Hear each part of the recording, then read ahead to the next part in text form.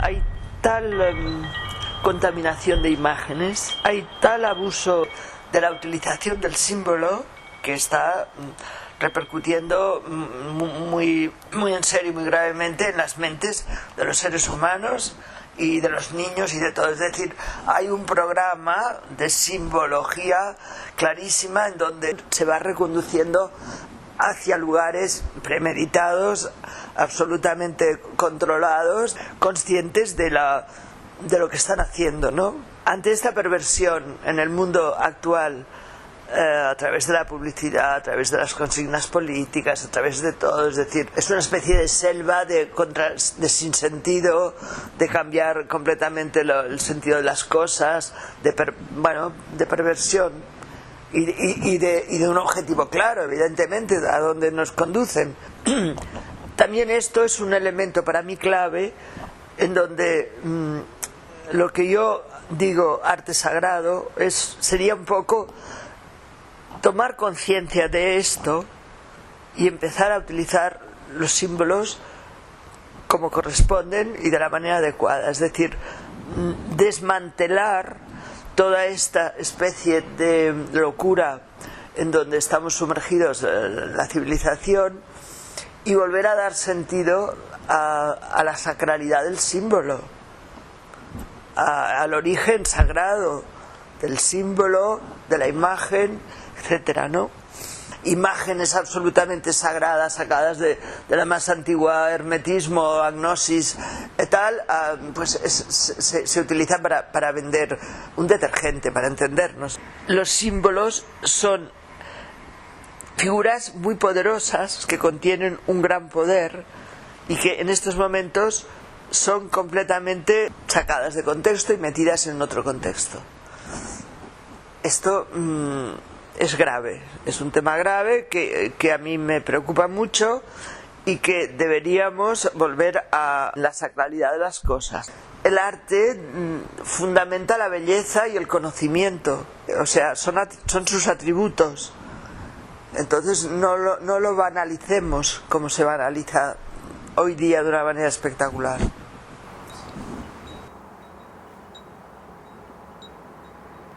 En estos momentos que estamos viviendo un cambio de paradigma tan grande y unos cambios impresionantes a todos los niveles, pues creo que es importantísimo tener en cuenta todo lo que nos puede explicar el arte sagrado, el arte que viene de arriba, el arte espiritual, porque nos da información en relación a nuestra condición de humanos.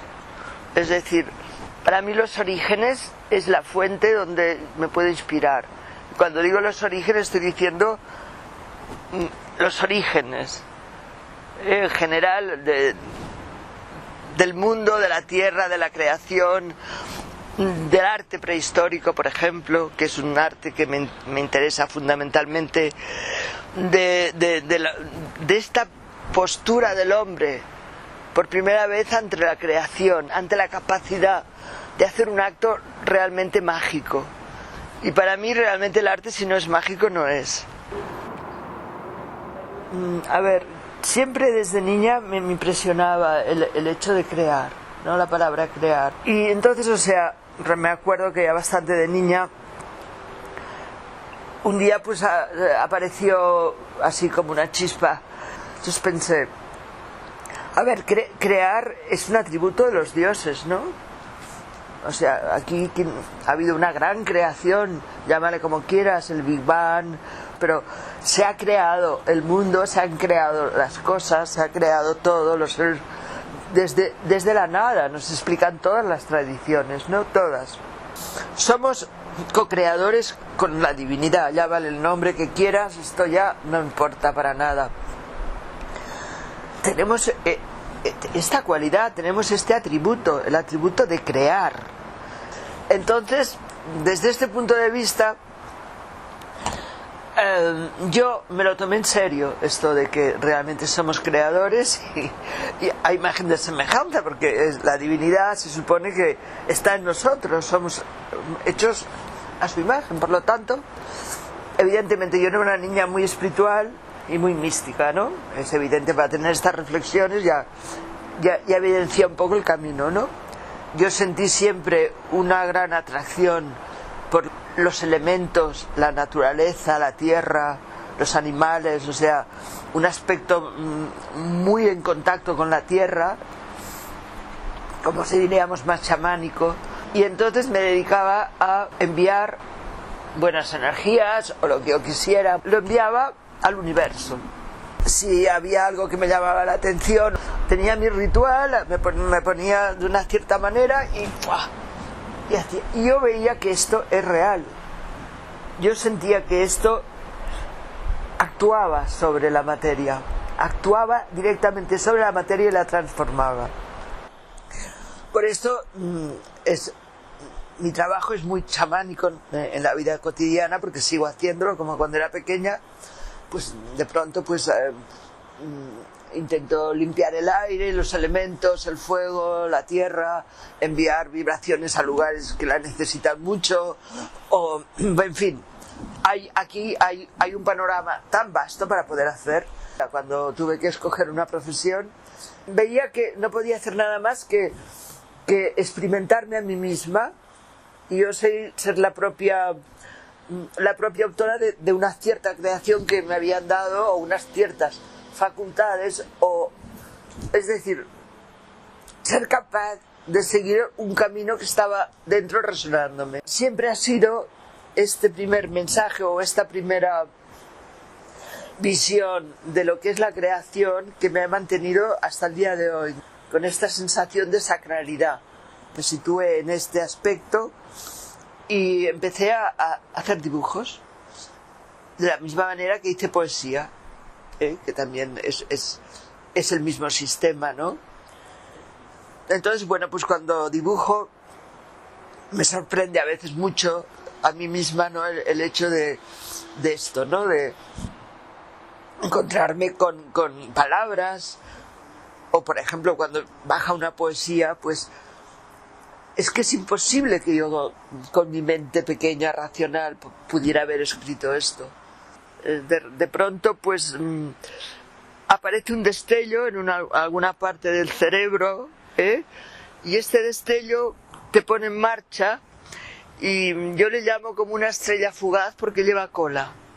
Es decir, es el destello empieza, pero lleva cola en el sentido de la estrella fugaz, que se mueve así, y este movimiento es el que ya te mete dentro de este engranaje, te olvidas de ti y entras en un estado o en un lugar que posiblemente, evidentemente, es lo que llamamos el éter o el akasha, porque es donde está ahí la información que debe bajar. Yo creo que realmente el arte en sí es algo importantísimo, y que le hemos dado una importancia relativa y excesivamente mercantilista, por supuesto, ¿no? En cambio no nos damos cuenta de lo que se esconde y lo que provoca y lo que puede llegar a transmitir y a conocer el arte. Es una vía de conocimiento total. En mi caso le doy una categoría de arte sagrado. De alguna manera me presento muchas veces como ciencia, arte y espíritu, ¿no? Es como una trinidad en donde el arte nos habla de esto, en mi caso. Ciencia, me refiero cuando hablo de ciencia, no de la ciencia convencional o aristotélica o la ciencia de Newton, sino de la cuántica, ¿no? De la cuántica en relación a que también es un campo de abertura nuevo que nos va a ir explicando cosas inimaginables en relación a la materia, quién somos, a qué es el universo, etcétera. Bueno, pues la ciencia y el arte se acompañan, ¿no? En este sentido, abren fronteras, abren espacios mucho más grandes. Es un impulso desconocido que viene de algún lado, en donde la búsqueda es siempre ir más allá, ahondar a las posibilidades de encontrar más respuestas a más preguntas y ampliar nuestro conocimiento y nuestra visión. Y a través del dibujo como en mi caso es canalizado o automático, este anhelo de conocimiento es el que pone en marcha la mano, y a partir de aquí empieza a surgir pues los dibujos o las imágenes que van surgiendo de una manera libre y espontánea. El tema de que no sea algo voluntario, no sea un acto de voluntad o un acto no, para mí es muy interesante porque me desvela mundos que a lo mejor luego reconozco cuando los miro. Reconozco, por ejemplo, formas o jeroglíficos o aspectos o mensajes que pueden ser a lo mejor de otros tiempos muy lejanos o de otras civilizaciones. Es decir, hay un abecedario inmenso, ¿no? Bueno, pues a ver, siempre empezó de una manera muy inconsciente, en donde el lápiz o el pincel hacía sin previo aviso, sin previo planning de lo que yo iba a dibujar. Es decir, ha fluido a su aire, sin que yo o mi mente interferiera lo menos posible.